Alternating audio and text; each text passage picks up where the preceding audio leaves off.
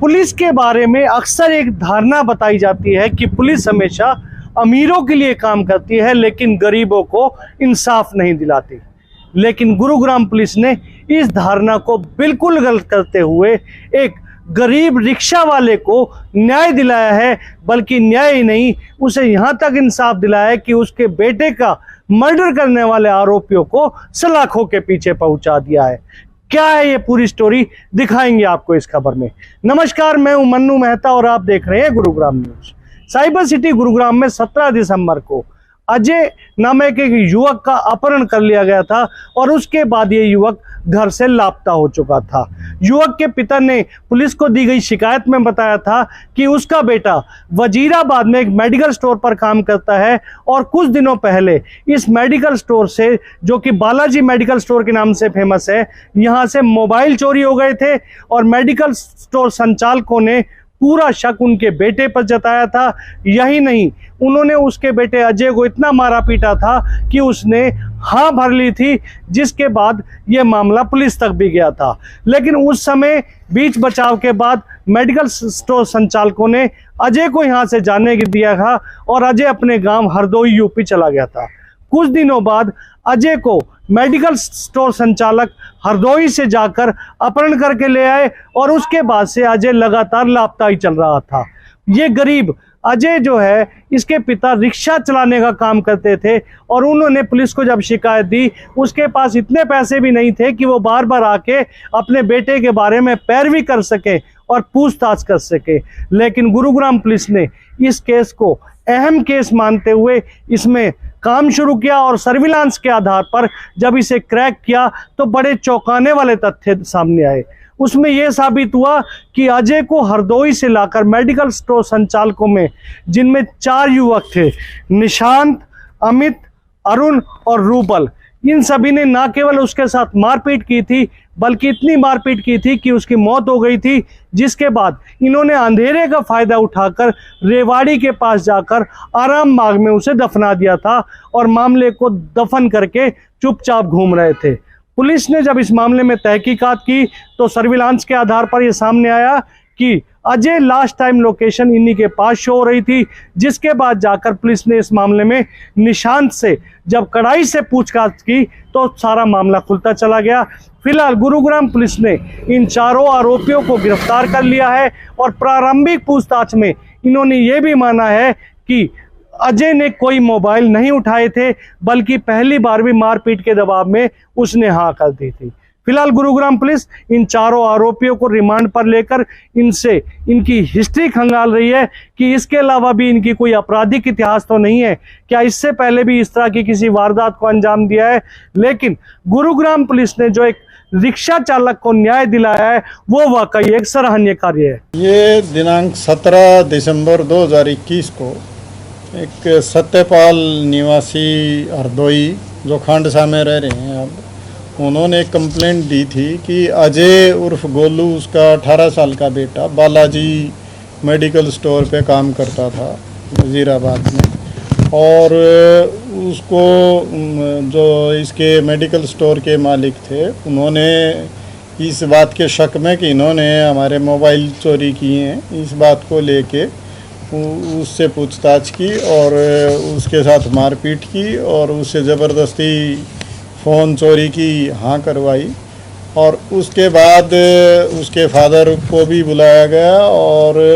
उसके बाद वो जब अपने घर चला गया बाद में, तो उसको वहाँ से घर से फिर उठा के लेके आए और उसके साथ मारपीट करी और उसके बाद से वो लड़का गायब है। तो जिसके संबंध में सेक्टर 53 पुलिस स्टेशन में केस रजिस्टर करके अपहरण का और इसकी इन्वेस्टिगेशन की गई और ये बाद में इन्वेस्टिगेशन क्राइम ब्रांच सेक्टर 40 को ट्रांसफ़र हुई। इसके सेक्टर 40 क्राइम के इंचार्ज सब इंस्पेक्टर गुणपाल के नेतृत्व में टीम ने काम करते हुए काफ़ी मेहनत की और काफ़ी बार लोगों से पूछताछ करनी पड़ी। उसके बाद कल इसमें जो शामिल आरोपी हैं, 4 आरोपी, अमित, निशांत, रूबल और अरुण, इनको हमने गिरफ़्तार किया और इन्होंने गिरफ़्तारी के बाद पूछताछ में ये चीज़ बताई कि हमने इस व्यक्ति की पिटाई की थी और उस पिटाई के दौरान इसकी मृत्यु होगी, जिसके बाद हम गाड़ी में डाल के इस डेड बॉडी को और आराम नगर जो रेवाड़ी ज़िले में पड़ता है वहाँ पे खेत में हमने इसको गड्ढा खोद के वहाँ दबा दिया। आज हमने उसकी आरोपियों की निशानदेही पे वहाँ से ड्यूटी मजिस्ट्रेट की मौजूदगी में और उस डेड बॉडी को उस आराम नगर से ज़मीन खुदवा के बरामद किया है और इसमें आगे की पोस्टमार्टम की कार्रवाई की जा रही है और आज हम इन चारों को कोर्ट में प्रोड्यूस कर रहे हैं और इसमें आगामी इन्वेस्टिगेशन की जा रही है। सर, केवल मारपीट कहाँ के रहने वाले थे? ये जो चारों हैं ये अलग अलग जगह के रहने वाले हैं। अमित रामपुर का ही है और निशांत वजीराबाद का है, रूबल पदेनी का है और अरुण बदराना का है। इस तरह के ये रहने वाले हैं और जो मुद्दई हैं वो मैंने बताया आपको कि भी वो हरदोई के रहने वाले हैं और अब खांडसा में रह रहे थे। और ये काफ़ी गरीब आदमी था ये जो वहाँ पे इनके यहाँ काम कर रहा था और इसका फादर जो ये जिस सत्यपाल है जिसने ये केस रजिस्टर करवाया है ये बेचारा रिक्शा चलाता है और उसके बाद भी ये इन्होंने कंप्लेंट दे के ज़रूर एक बार केस रजिस्टर करवाया। उसके बाद इनकी हालत इतनी थी कि ये कभी इस मुकदमे की पैरवी करने के लिए पूछने के लिए भी नहीं आए।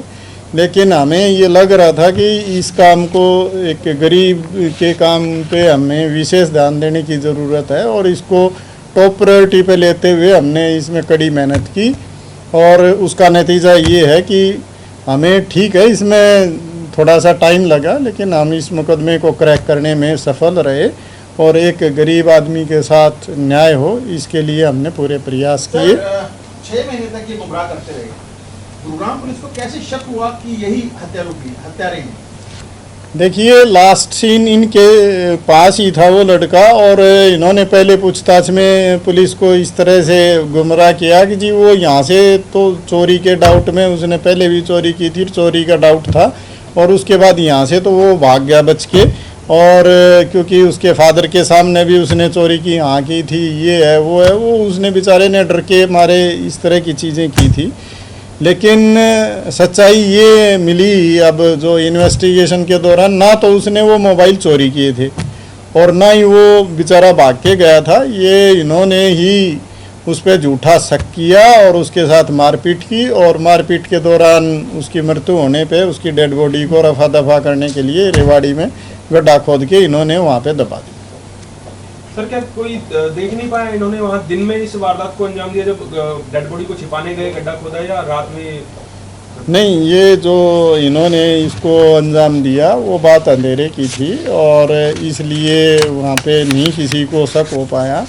और यहाँ भी रात की बात थी और इस तरह की चीज़ों को ये मैनेज करने में सफल रहे, इसलिए इस केस को क्रैक करने में थोड़ा टाइम। सबसे पहले किसने अपना गुनाह कबूला था सर इस वारदात में? इसमें जब हमने सख्ताई से पूछताछ की तो इसमें जो ये निशांत नाम का लड़का है इसने इसके बारे में हमें जानकारी दी कि इस तरह की चीज़ें हुई हैं और उसके बाद ये सारी स्टोरी क्रैक होती है।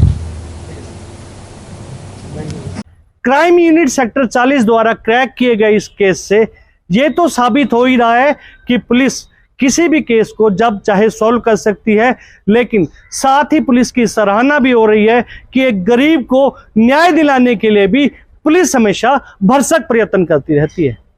इस खबर के बारे में आप अपनी राय हमें कमेंट करके अवश्य दीजिएगा और इस खबर को ज़्यादा से ज़्यादा शेयर भी कीजिएगा ताकि ज़्यादा से ज़्यादा लोगों तक सही जानकारी सही समय तक पहुंच सके। नमस्कार।